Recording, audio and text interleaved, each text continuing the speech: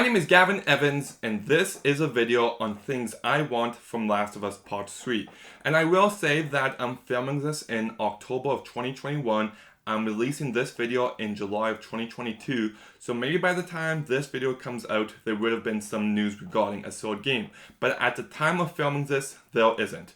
And just a heads up, this will include spoilers for the first two games, so if you haven't played them, go and play them, then come back and watch this video.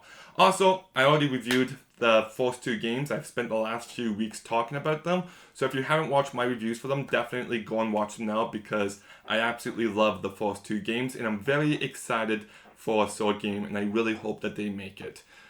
But there are some things that I definitely want them to do and definitely things that I want them to not do. So let's go into some of those things, starting with the very first one, which is I love Joe Miller.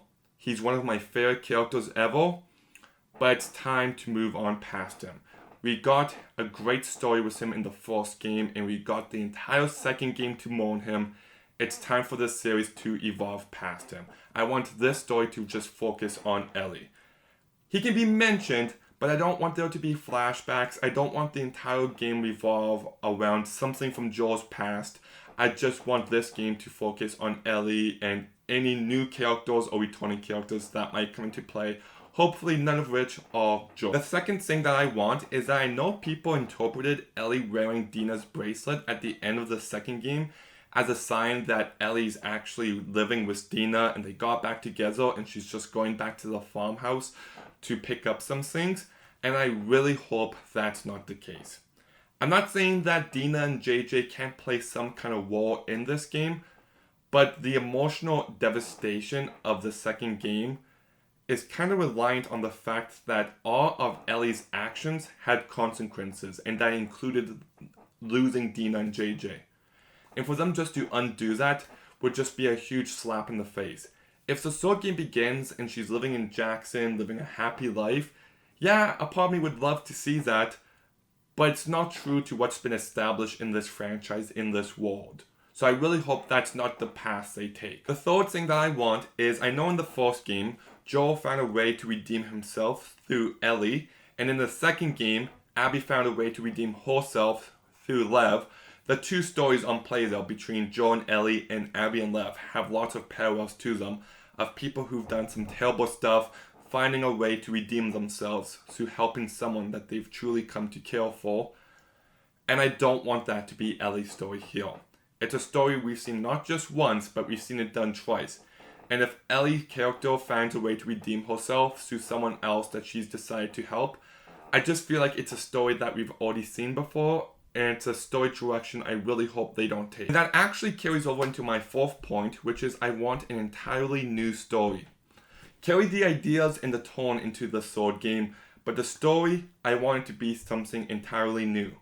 I don't want it to be, oh, we have to get this person to this location, or I don't want it to be another revenge tale. I want it to be an entirely new story. Neil Druckmann and Haley Gross came up with the second game, and the fact that they came up with that plot, with everything that happened in that game, blows my mind. So I trust them to deliver on something new. And speaking of which, my fifth point is that I don't want Ellie's immunity to be a key plot point. I'm on a Facebook fan page for Last of Us 2, and the amount of people who say that they want the third game to be about Ellie finding a way to create a cure, losing her blood or something like that, I can't believe how many people want that. Like, do you not get the bigger ideas of the franchise? Literally, the second game ends with Joel saying that if he had the chance to undo everything that he did, he wouldn't, because he loves Ellie that much. Ellie views herself as someone whose only purpose was to develop a cure for all of mankind, and Joel saw more to her than just that. The fact that people just want to be, well, Ellie lost Joel, so she might as well find a way to die so she can be a cure for all of mankind.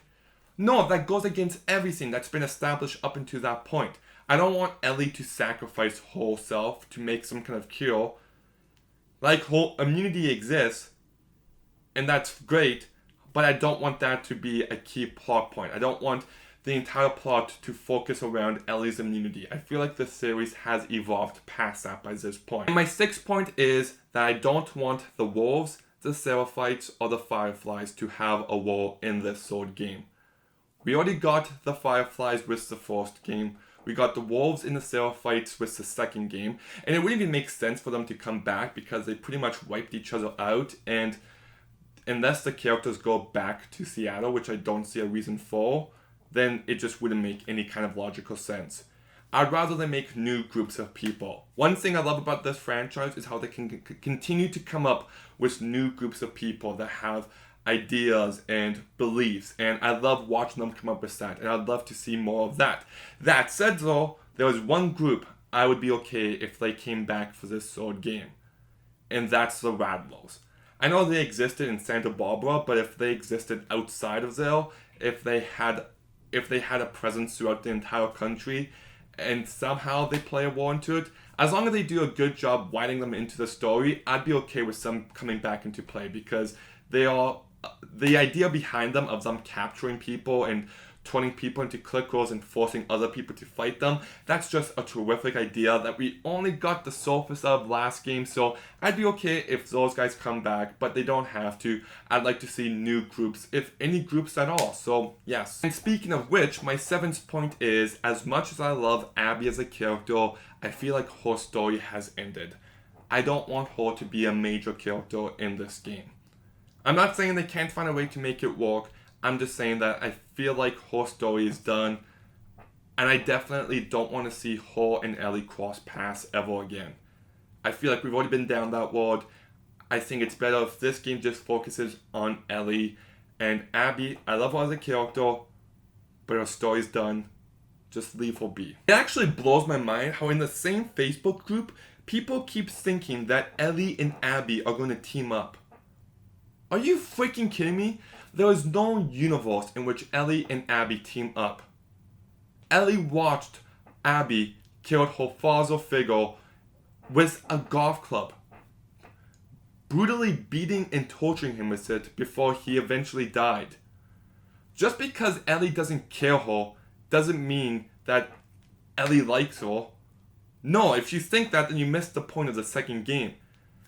Like, my goodness, some of these people's ideas are just beyond stupid. Ellie and Abby will never be friends. Ever. My God. I can't believe that I even have to say that. My eighth point is that I would like a time jump. I would like another time jump. And not just a small time jump. I would be perfectly okay if we got like a 15 to 20 year time jump. The game begins and we see Ellie as an adult, like a fully grown adult. And we even find out some stuff that has happened within the past 15, 20 years. I feel like that could be an interesting direction to take this story, this sword game. Because we got Ellie as a teenager, and then we got Ellie as like a 19-year-old, and now if we get Ellie as like a 40-year-old, I feel like so much could have happened in that time, and just to see how Ellie ends up, I think that'd be a really great idea. And that actually goes in hand with my ninth and final point, which is I want this game to be the final one. I love this franchise so very much, but it's better for a franchise to end strong than just to keep going forever. These games are story based, and I feel like whatever story we get here should have some sense of finality to it. I'm not saying Ellie has to die or anything. I just want to finish this game thinking to myself, that was a beautiful ending to her story. Some franchises go on for way too long, but I think 3 is a good number for this franchise, and I think it's a right decision to do. So, yes, I'd like Last of Us 3 to be the last one, and I would like this to be some amazing final story in this universe. So, yeah. And I also feel like it works better, because if you have a Last of Us Part 4, I feel like at that point, this series stops being about Joel and Ellie, and it starts being only about Ellie. Because I feel like if you have 3, the first game is about Ellie and Joel meeting, and the impact of Joel's death on Ellie. And then the third game can be how Joel shaped Ellie to be the adult she becomes. And I think at 4, there just wouldn't be any sort of impact that can go past 3, and then the franchise stops being about the two of them and just starts being only about Ellie. So yes, so those are the things that I most want from the Sword game. I'm definitely lenient. I didn't expect to want the story we got in the second game, and I'm so happy we did. But these are just some things that I think would make a better, stronger Sword game. But what do you guys want from the Sword Last of Us game? Let me know in the comments down below. Make sure you like, make sure you comment, make sure you subscribe. Stay tuned for some more videos soon, and Gavin out.